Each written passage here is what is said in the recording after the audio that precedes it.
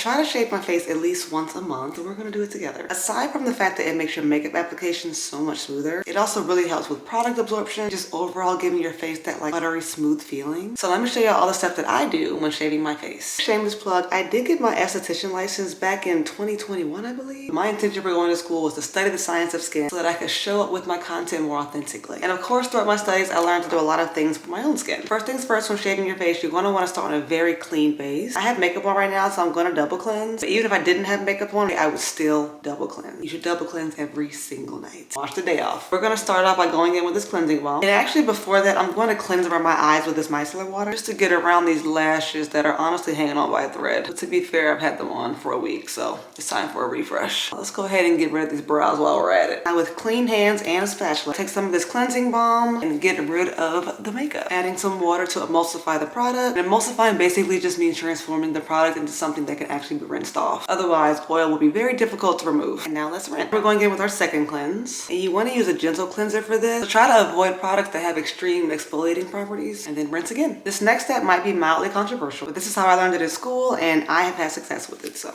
we are going to exfoliate before shaving our face. And by exfoliate, I mean use a very gentle exfoliant. None of that apricot scrub business. This just helps prep your face by loosening up the dead skin. And now we're going to rinse once more. This next step is really important. Be sure to clean your tools before applying them to your face. Gently clean the blade. A quick disclaimer. This is not a dermaplaning tool. I know people say this is dermaplaning, but it's not. This is a razor. It's shaving. A dermaplaning blade is a very different blade. This is not that. Some might disagree with me, but I said what I said. But nevertheless, it'll still give you a similar effect. Now, some people do prefer to shave their face dry. I personally like to have a little bit of something to glide onto. So we're going to use some aloe vera gel. Just enough to help the blade glide. Holding the skin taut, which basically means just tightening up the skin a little bit. Go downward with the blade. Never go upward. And as you can see, hair gently glides off. So satisfying. And then you'll just repeat these same steps.